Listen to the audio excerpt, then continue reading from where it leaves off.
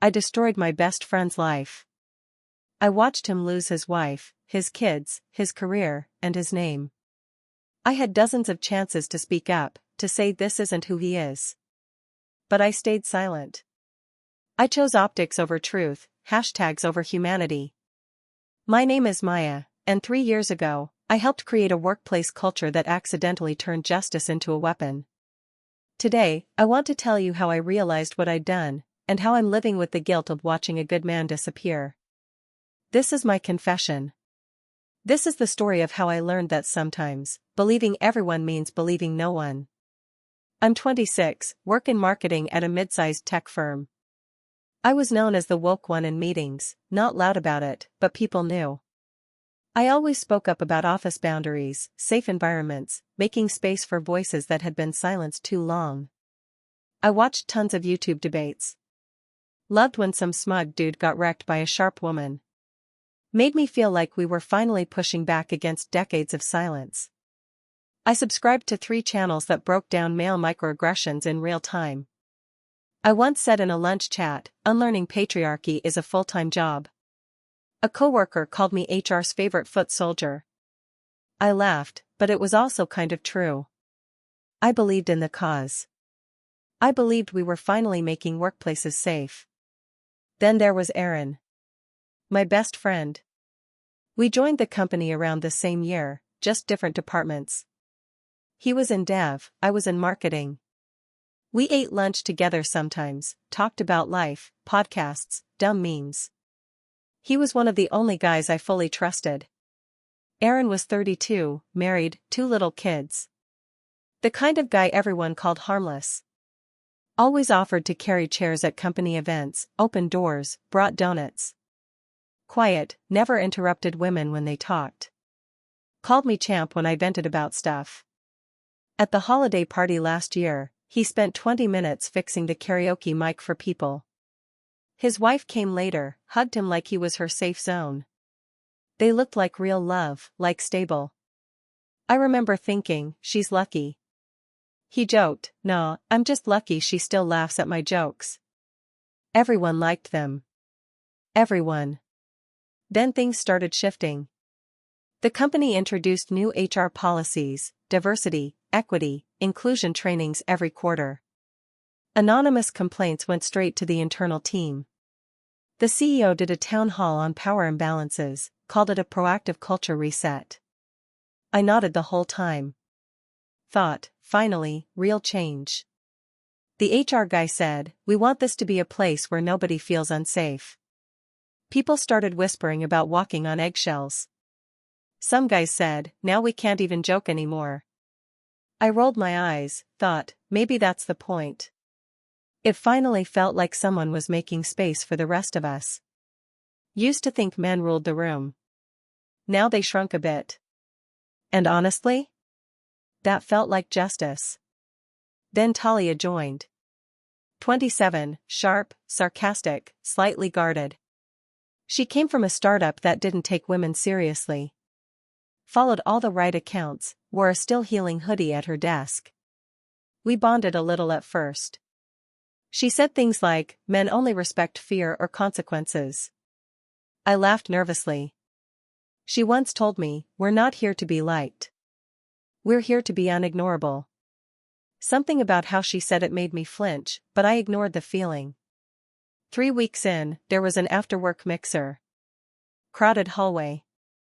Aaron was guiding a group through, and he gently touched Talia's shoulder for like 1 second.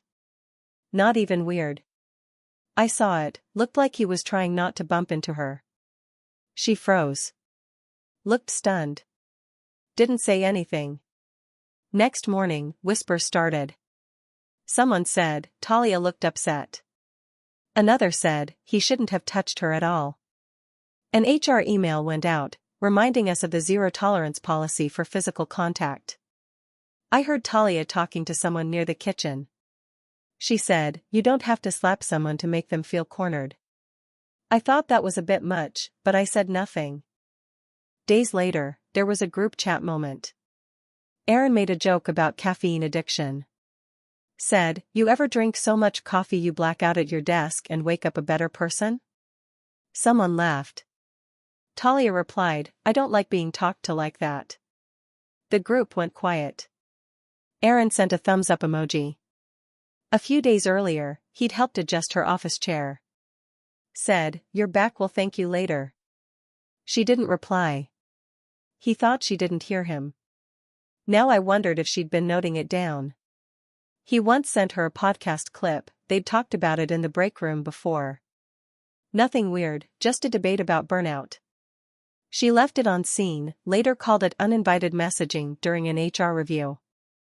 I messaged him privately. Said, maybe give her space. He replied, I don't even know what I did. I left him on read. 1 week later, a company-wide email, a team member has been placed on leave pending review of internal concerns. It didn't say his name, but we all knew. HR claimed to have reviewed security footage. Said cameras cleared the hallway incident. Aaron later discovered that the hallway camera was broken. He brought it up during the HR review. They said the footage was inconclusive but claimed the overall behavior pattern was enough. His lawyers said fighting it would cost more than he had. So he gave up. HR still used the claim in their report. It made me think, did they rig the narrative before gathering facts? How many others got treated like evidence instead of people? Felt like the game was already decided. I'm all for holding men accountable, but I didn't think Aaron deserved this. Rumor was we'd been flagged in a regional DEI audit. Apparently, some lawsuit 2 years ago put our executives on edge. Someone higher up wanted a zero-tolerance showcase. Heard whispers that board pressure was building. One exec allegedly said, we need this cleaned up before the Q4 report. HR wasn't looking for justice. They were looking for optics. And Aaron was just easy to frame. Colleagues started texting me, they knew Aaron and I were tight, asked if I'd heard anything. I said, let's wait for the facts. But in my head, I already assumed he'd crossed a line. Then Talia posted on LinkedIn, it's terrifying to feel unsafe in your own workplace.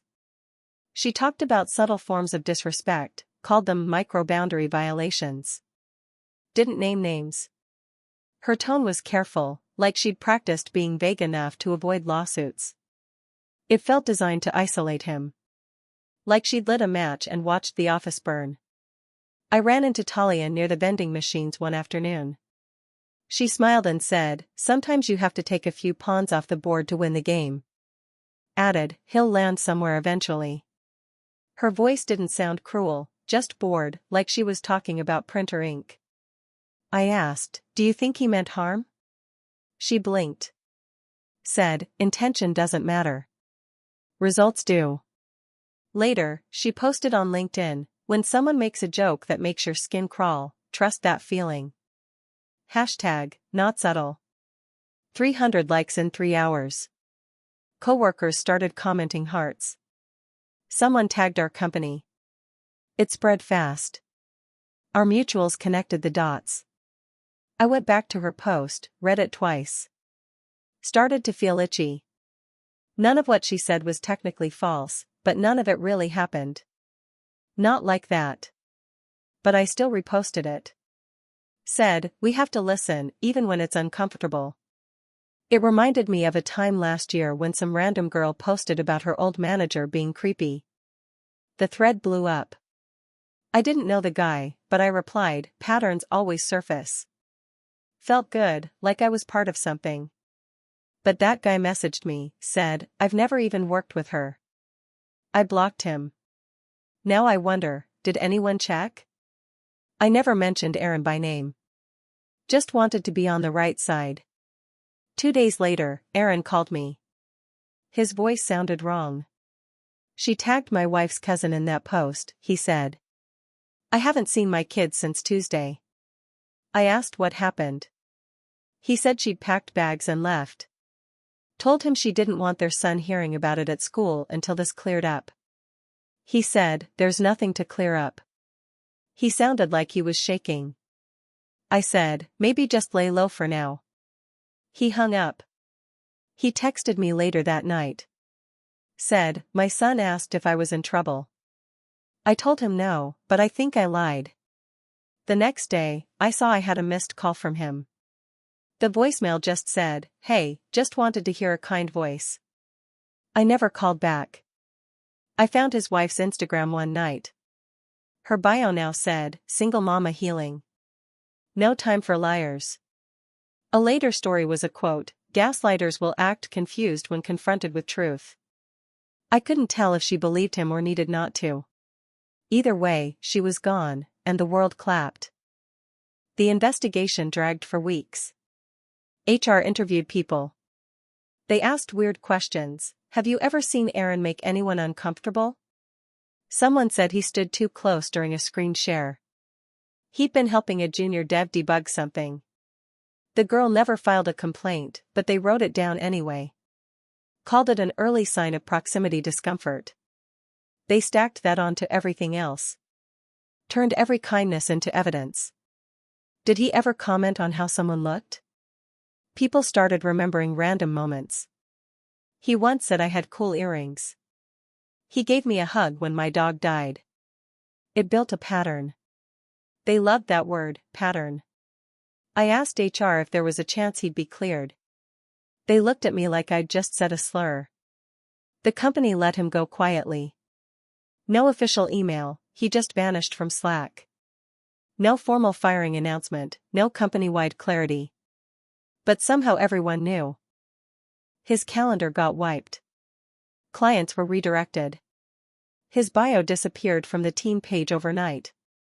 Coworkers told new hires, "Don't ask about Aaron." His silence became the story. And silence always sounds guilty. A junior coworker secretly wrote a letter defending Aaron.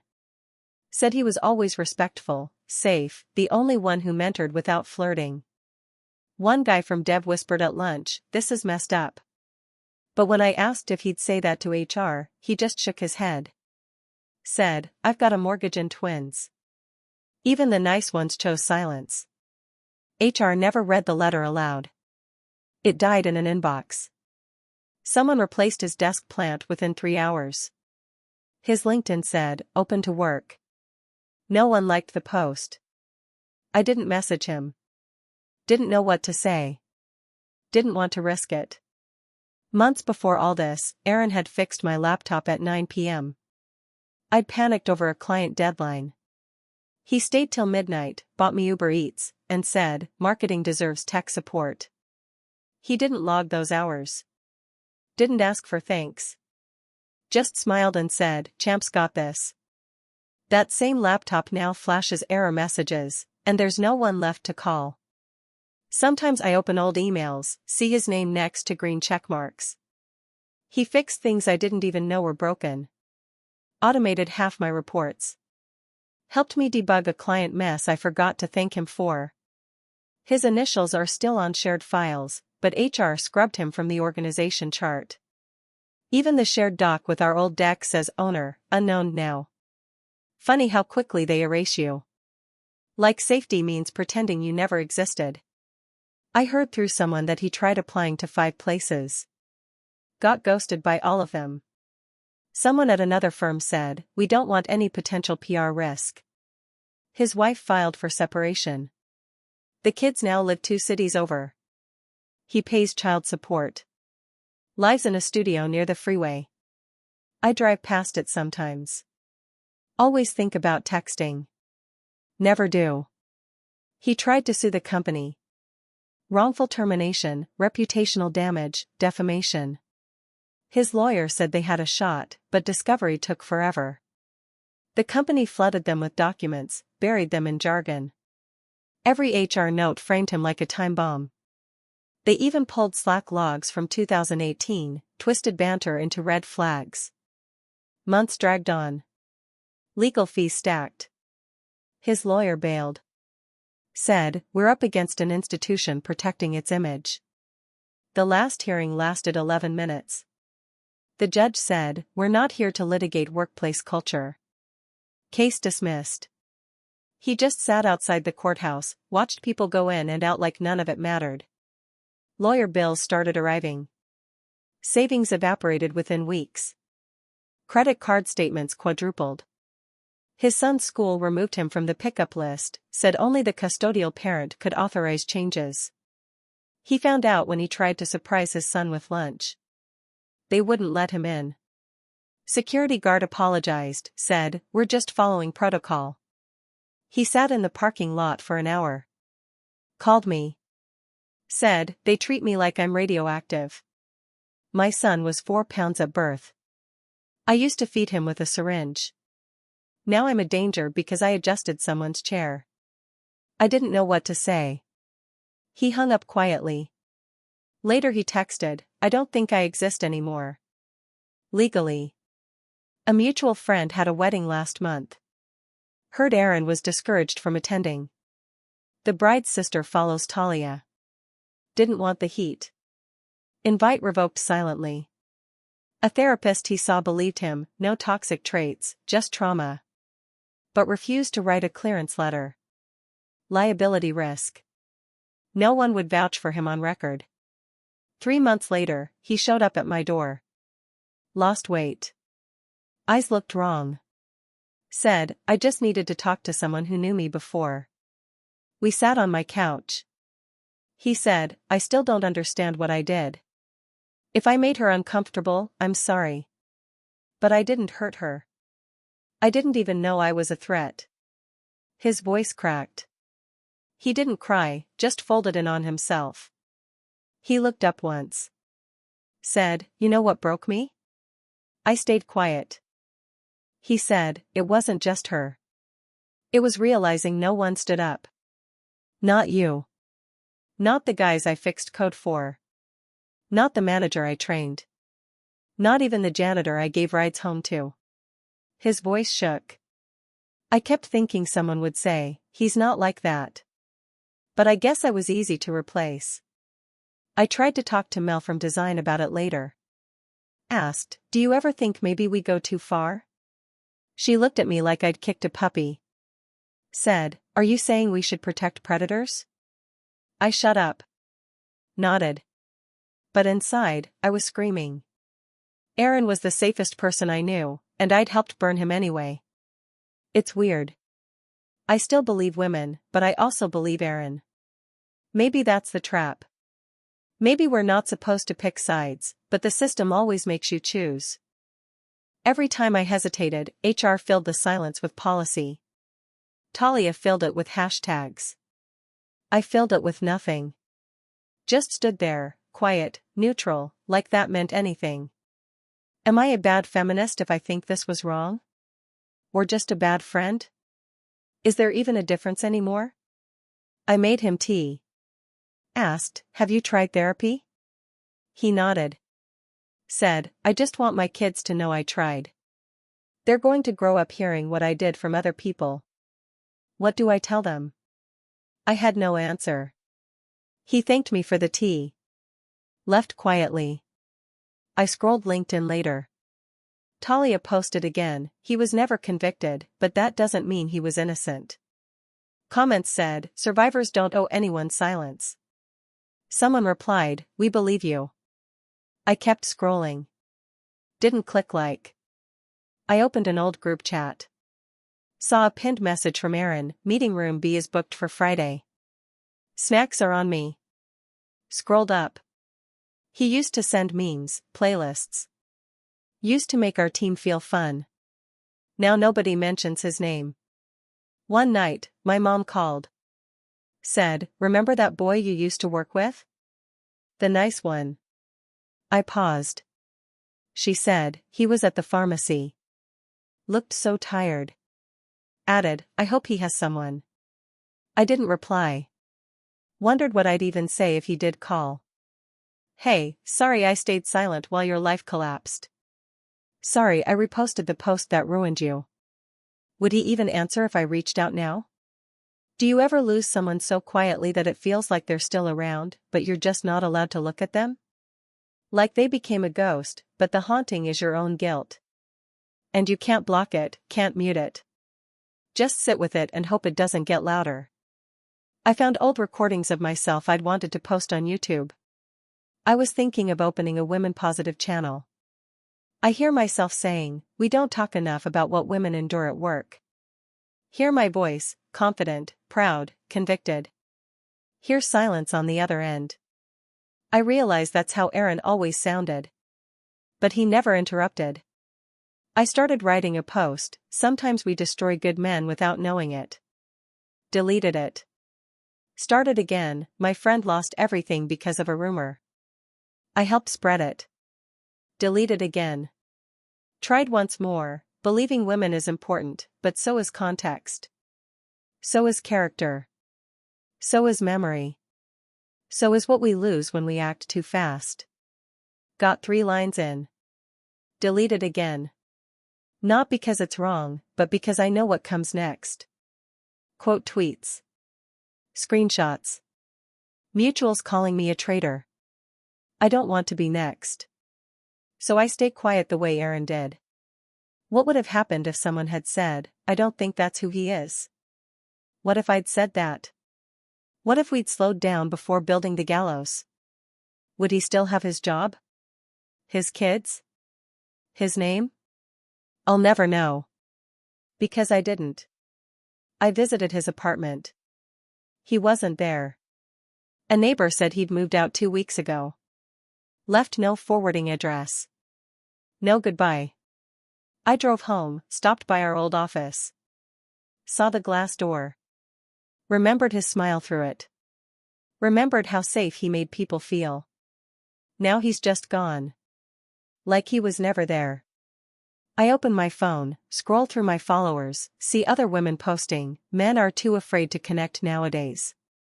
They ghost, they vanish, they're cold. All I can think is maybe they're just scared. Like Aaron was. Like I helped make him. I used to say, if he's scared, maybe he has something to hide.